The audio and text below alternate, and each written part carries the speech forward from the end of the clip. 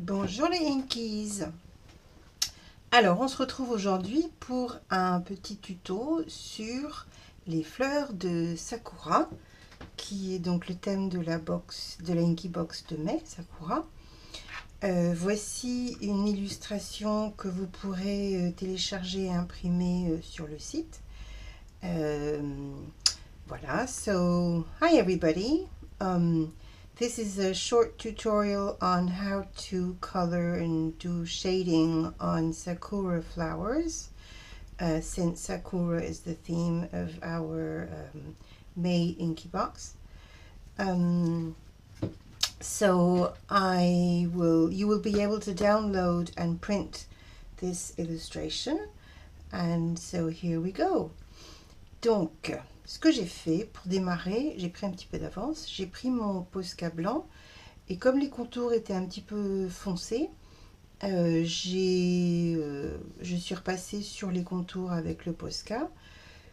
Je vais décider que la lumière vient de l'angle supérieur, enfin de la partie gauche de la feuille, quelque chose comme ça.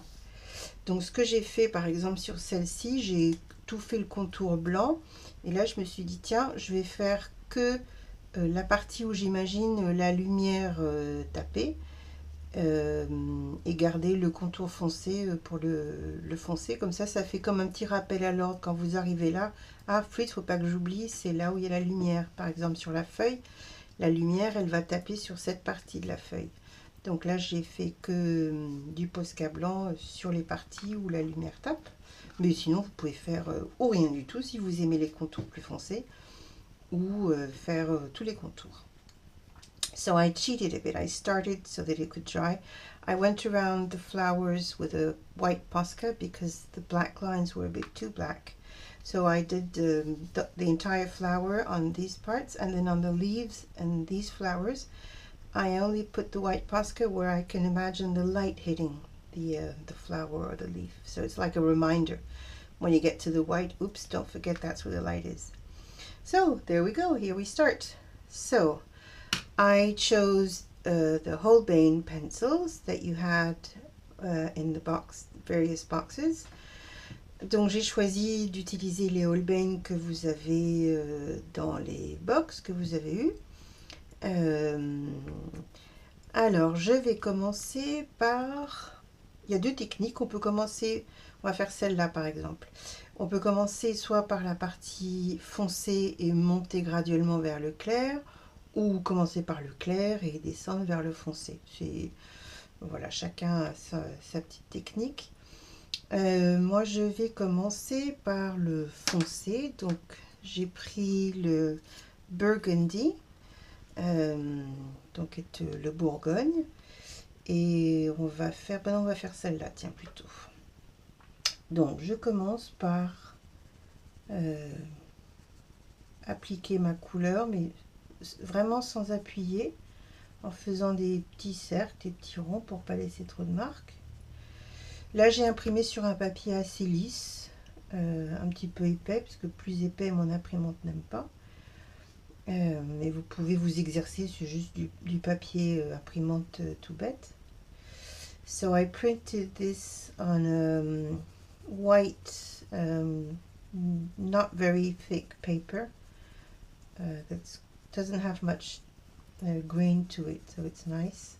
And I'm starting with a dark color first. You can either start from dark to light or from light to dark, as long as you don't press too hard on the pencil, that's fine. Alors je continue. Soit je fais les 4 fleurs, les 4 pétales en même temps, soit j'en fais une par une. C'est comme vous voulez. Il n'y a pas de technique, voilà.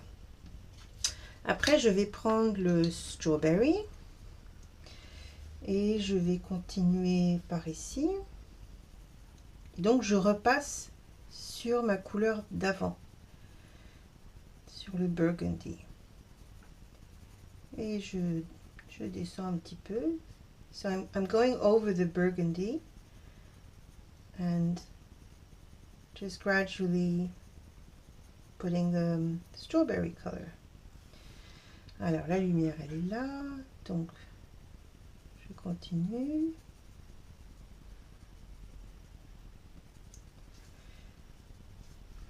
I'll go over here.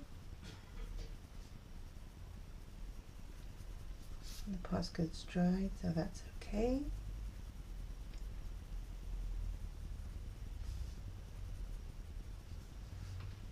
Vraiment sans appuyer, en y allant tout doucement.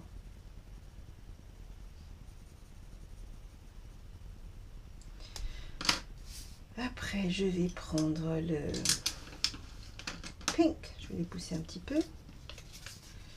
Le pink. Et c'est pareil, je repasse sur la couleur d'avant.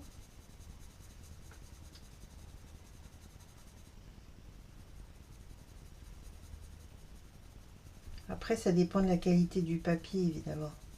Le papier, c'est vraiment important. Okay, so I'm going over the pink now.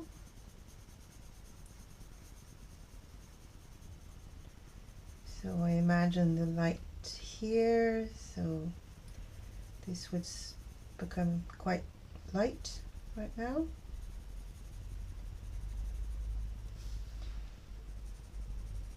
Voilà, je continue sur chaque pétale, je vais doucement. Je déborde un petit peu de l'autre.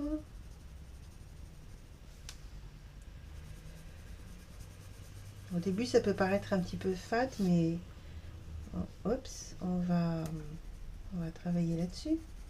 On va lui donner du volume. Comment on fait pour donner du volume? On rajoute du noir. Le noir, c'est une couleur qu'il faut vraiment pas hésiter à utiliser quand on veut donner du volume. Pour pas que le dessin paraisse un peu plat, il faut absolument utiliser une couleur foncée. Et le noir, pour faire ça, c'est parfait. Ou un gris très très foncé. Il faut vraiment pas hésiter. Le noir et blanc sont à utiliser à chaque fois. Alors, après, je vais utiliser le pêche, peach. So, this is the peach one.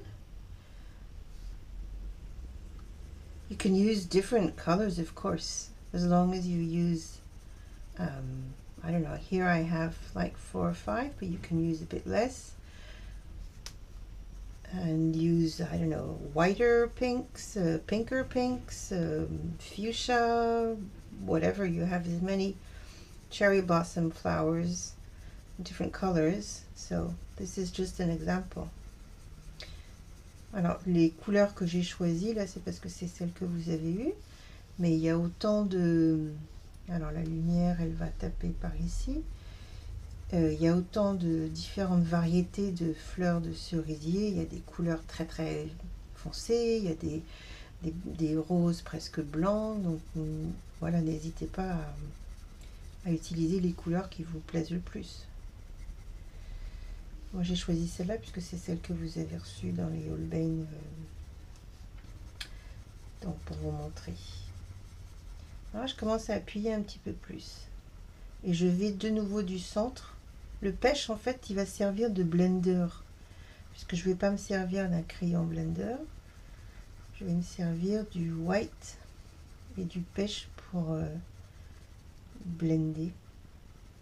C'est bien un mot français maintenant, pour mélanger les couleurs les unes aux autres. So I'm using the peach and I'm going back from the dark side. I'm not going to use a blender like I like the Derwent blender or the Prismacolor one, but I won't use any here. I'll just use the soft white and this peach pencil as a blender. Just by layering, going over and over. Alors, un peu par là, un peu par là.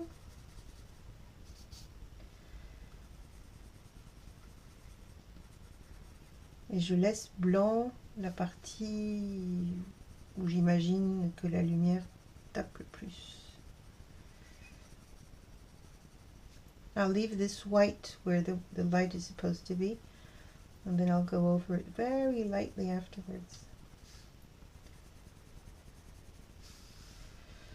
Alors, donc là je suis bien passée.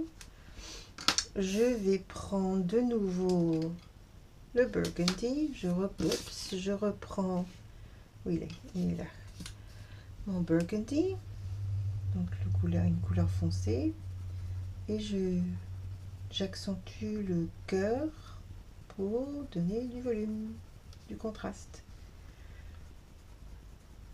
Voilà, so I'm going back with the burgundy to give it more depth, or try, like that. And the dark one here.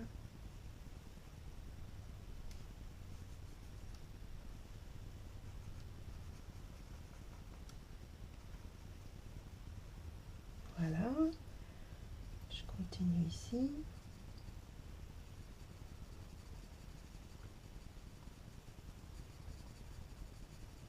Je mets un peu plus de foncé là.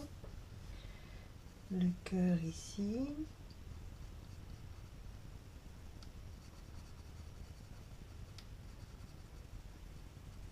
Et je continue. Et quand on mélange les couleurs, ça fait un joli effet, je trouve. Et la démarcation elle n'est pas très visible, c'est pas une démarcation nette. Donc ça c'est agréable avec ces crayons. C'est vraiment magnifique. Les crayons, hein, pas mon colo. Alors, par là. Là, ça mérite d'être encore un peu plus foncé. Alors, et donc je vais prendre le noir, c'est-à-dire le lamp black que vous avez eu tout au début. Donc là, j'y vais, j'appuie.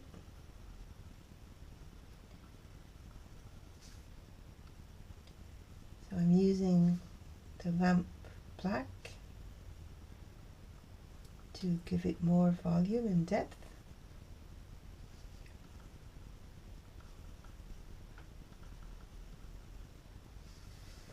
Donc le cœur il est là,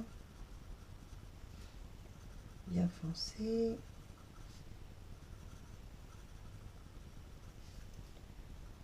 J'essaye de pas trop passer sur les petites pistils. Je vais essayer de les garder très clairs. Mais comme le dessin est... il y en a beaucoup, c'est pas évident. Ok. Voilà, donc ça commence à prendre un petit peu tournure. Je vais reprendre le strawberry.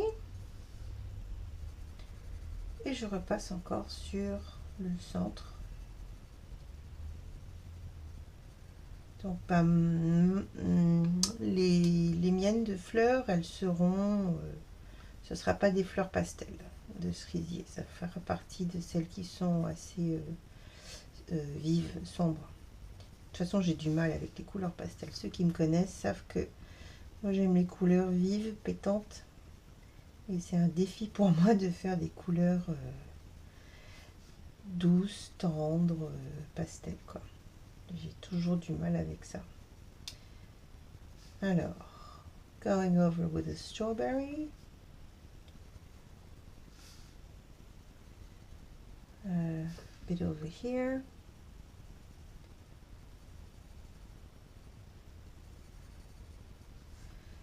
A bit more over here.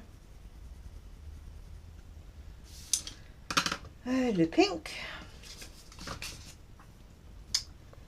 Voilà, un petit peu plus de rose. C'est un rose qui contient un petit peu de pigment jaune, donc j'ai trouvé qu'il se mariait bien avec le pêche. This is in this pencil, the pink one, number 22. There's a bit of yellow in it, so it's okay with it blends well with the peach color pencil. Alors, hop, je reviens dessus.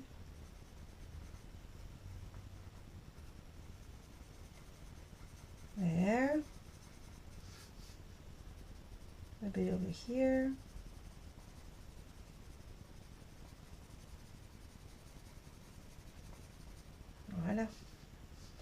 Donc là, il y a une démarcation, c'est pas très joli, mais c'est pas grave. Je reviens dessus avec le pêche, avec le rose pâle, le pink.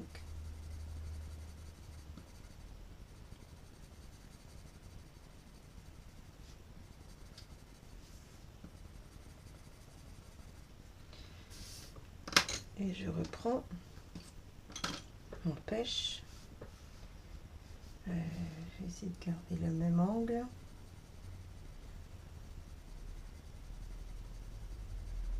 Voilà, comme ça y est, là, on voit presque plus la démarcation.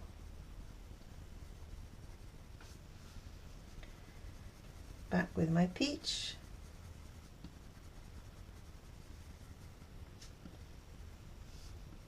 There.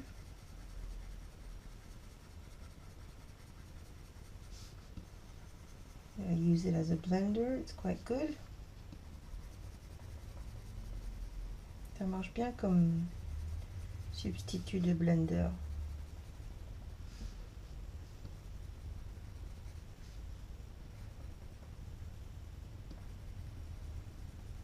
Voilà. Et maintenant, je prends le soft white.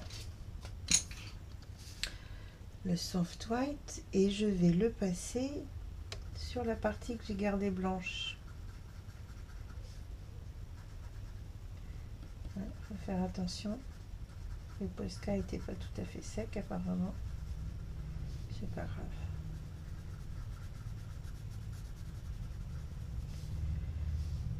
Je vais l'essuyer là. Hop. Alors, je repasse ici.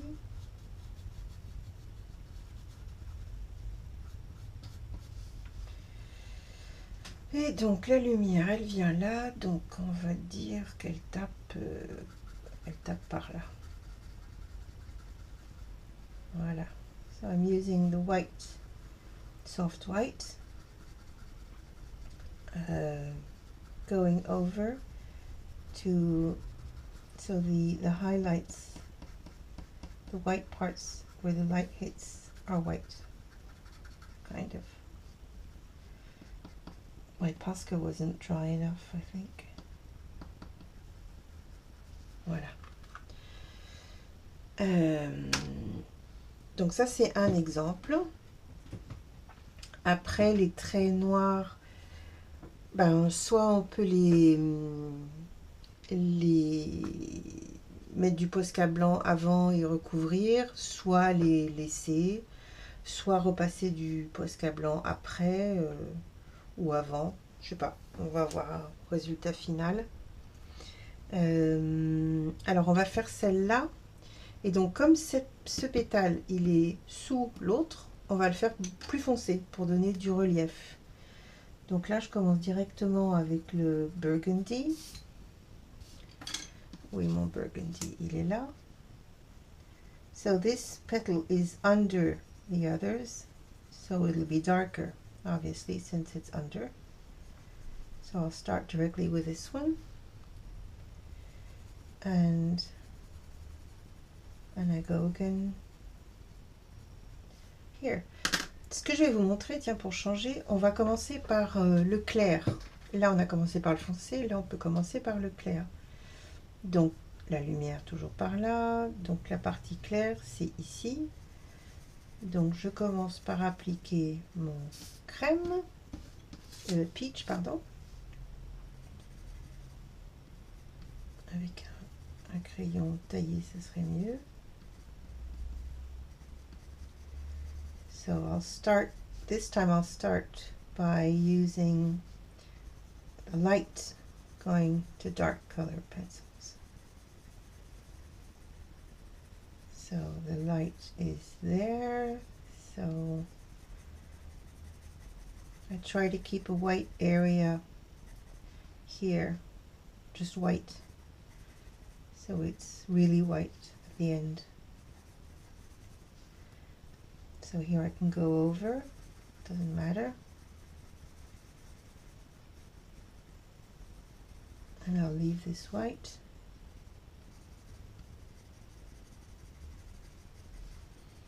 Ok. J'appuie pas vraiment. J'y vais doucement, des petits ronds.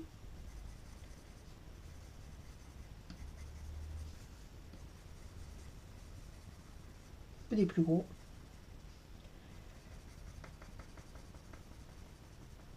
Ok. Alors après, je prends le pink.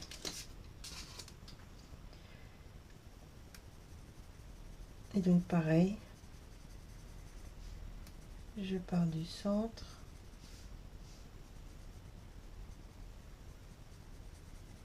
Et je remonte sur le pêche. Voilà. Donc ça, il y a le choix. Soit vous commencez par le foncé et vous allez vers le plus clair, soit l'inverse. À la limite, c'est plus facile de commencer par le clair et de foncer au fur et à mesure que de faire l'inverse. C'est juste une question personnelle. Moi, je varie selon mes humeurs. You can either start by light colors and gradually building them up to get dark, which is easier than the other way around, obviously. But there's no rule. Coloring is about pleasure. There are techniques, but I mean, if you want to start one way or the other, it's up to you. Alors, voilà. On va prendre le strawberry. Donc, cette partie-là sera un peu plus foncée, là, puisque celle-là recouvre celle-là.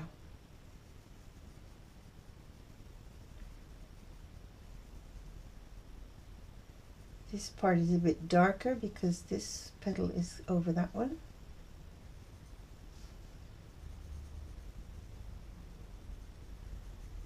There.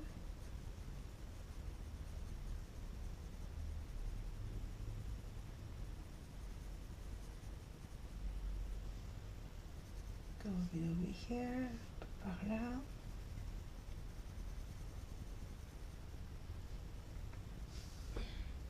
Je continue par ici. J'essaye de pas trop recouvrir les pistils.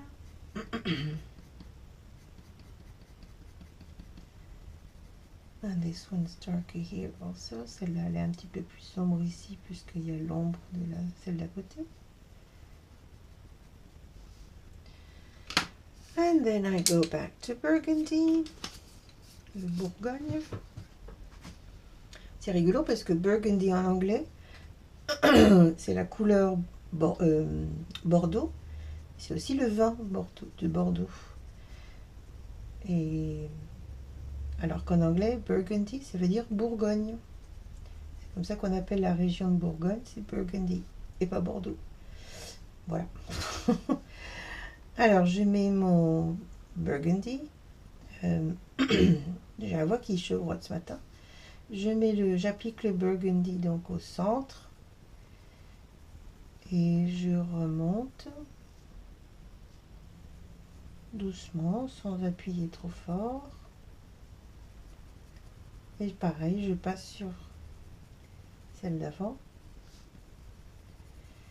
Je suis un peu perplexe avec toutes ces petites lignes noires. Je ne sais pas trop quoi en faire. On verra. Si vous voulez les enlever, du coup, il faut passer le Posca blanc avant, forcément. Sinon, ça va donner un petit peu d'épaisseur. Oh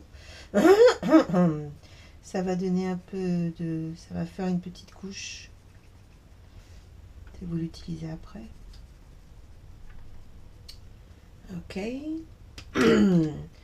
Et mon ami le noir. Donc là, le fond. So, taking the black one again to highlight the shadows. So this one is a bit dark here.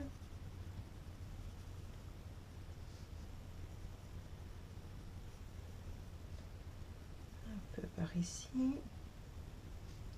J'espère que vous voyez bien ce que je fais, que c'est pas trop petit,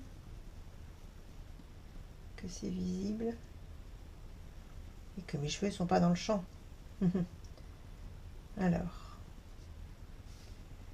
So I don't hesitate to go back here.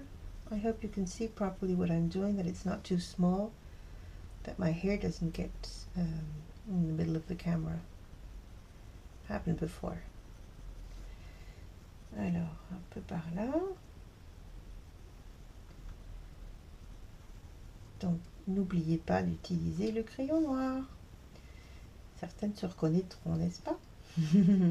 Non, mais c'est vrai, c'est un noir ou un gris foncé. Mais le noir et le blanc, c'est vraiment drôlement utile.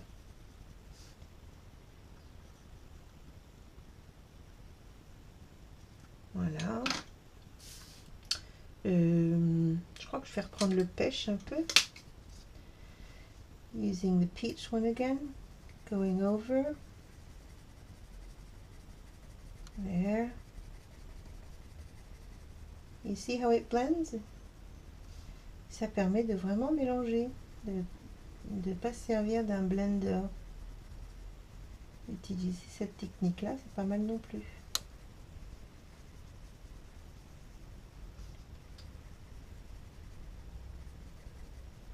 Voilà. So with the peach, I'm using it as a blender. I'm leaving this part white where the light supposedly hits the flowers.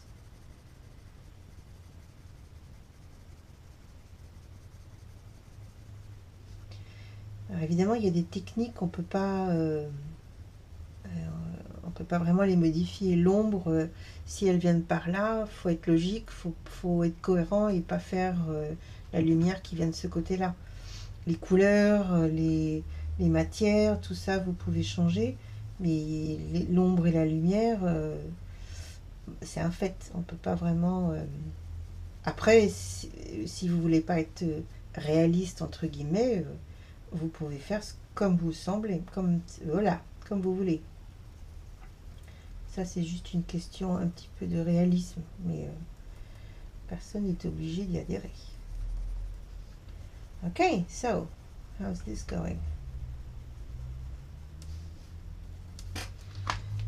There, and a bit more here.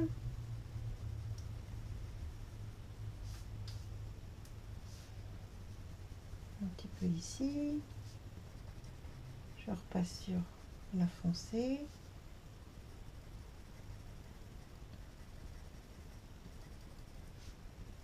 Voilà.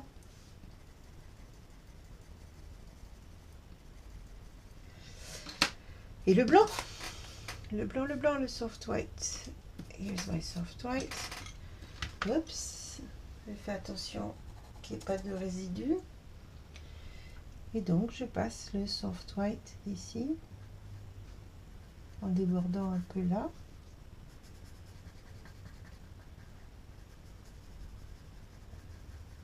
Voilà. Ce qui permet aussi donc de mélanger et de faire ressortir l'effet lumière.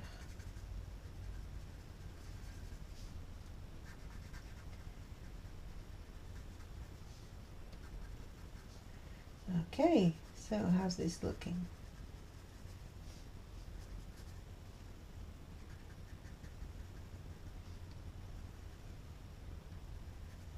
A bit more over here.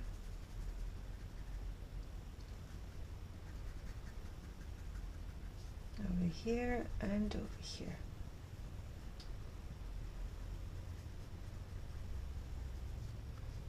Et ici, je trouve que c'est pas assez clair.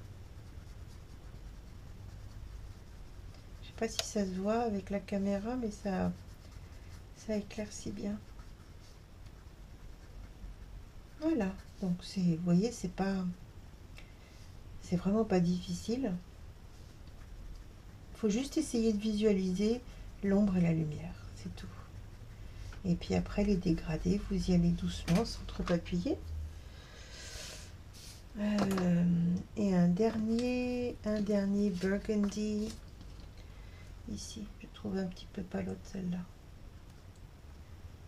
Bit more burgundy over here.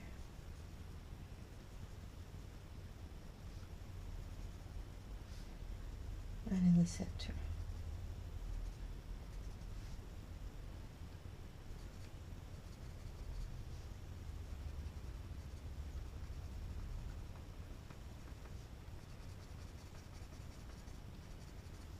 Vous voyez, ça donne un peu plus de contraste.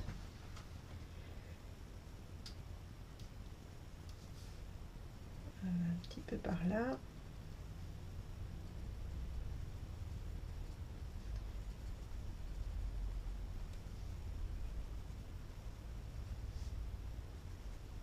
Voilà. Voilà. Donc, je vais arrêter la première partie, la partie des fleurs. Je vais continuer. Et puis, je vous retrouve après, parce que sinon, ça va durer des heures et c'est pas très intéressant. Donc, on se retrouve tout à l'heure pour la suite. Alors, ça y est, j'ai fini le coloriage. Donc, j'ai fait la même technique, toujours avec les mêmes crayons. Le noir, le burgundy, le beige, le blanc. Pour les feuilles, j'ai juste pris 3 verts, un vert foncé, un vert moyen et un vert clair, que ce soit des Holbein ou des Faber-Castell ou des Marco Renoir, voilà. Et puis là, pour les branches, donc j'ai repris le burgundy et le noir, puisque la couleur du bois de cerisier est un peu rouge. Voilà. So we're back for the last part. So I finished the coloring using the same colors, the same technique. I just took 3 greens to do the leaves, a dark, a medium, and a bright green, and the black, of course, and the burgundy and chocolate Holbein pencil. And so there we are. So I hope you like it. So I did spend some time adding white where I figure the shades are. J'ai passé pas mal de temps avec le blanc, le soft white, pour rajouter donc des taches de lumière sur les fleurs. Je n'ai pas hésité à foncer les pétales qui sont en dessous, puisque du coup elles sont ombragées par celles du dessus. Qu'est-ce que j'ai encore fait? Voilà, les petites pistilles, je les ai fait juste un jaune très très pâle. Et donc avec le blanc et avec les couches de pêche, ça a permis de donner un effet lisse, où on voit pas trop les marques du crayon, avec le pêche, quoi. C'est voilà, c'est agréable à travailler, voyez. Donc voilà ce que j'ai fait. C'est pas difficile. Vous partez soit du clair, de la teinte la plus claire que vous recouvrez l'ensemble du pétale avec le plus clair, et puis graduellement vous descendez vers le centre, ou l'inverse, comme j'avais montré ici, en commençant par le centre et en remontant vers le plus clair. Toujours passer une couche sur l'autre pour avoir un effet lisse. Et voilà, et donc c'est pas très difficile. Ça demande un petit peu de patience. Mais voilà. Donc si vous avez des questions, vous n'hésitez pas. Vous me les posez et puis j'y répondrai. Soyez inventifs, utilisez les couleurs que vous voulez. Si vous voulez des fleurs plus rose pâle ou plus blanches ou plus soutenues au centre, il y a mille et une différentes façons de mettre en couleur les fleurs. Et puis les feuilles, pareil, la lumière, elle provient de là. Donc la partie plus lumineuse, c'est celle-ci. J'ai mis un petit peu de blanc, mais on ne le voit pas trop. Voilà, donc jetez-vous à l'eau, imprimez la feuille, prenez vos crayons et puis à vous de jouer. Et voilà. So this is the final result. I continued using the same colors, of course, blending with the peach pencil. I did the branch using the burgundy and the chocolate Holbein pencil. And I took just 3 different hues of green, a dark green, a medium green, a light green, to do the leaves. So there you are. I hope you enjoyed it. If you have any questions, go ahead, ask, and I'll answer them. And print the illustration, and it's a copyright-free print, so no problem. And just go ahead and you can do whatever hues you want. If you want your flowers to be pinker or whiter, go ahead there. Feel free. So I hope you enjoyed it, and see you later. Bye.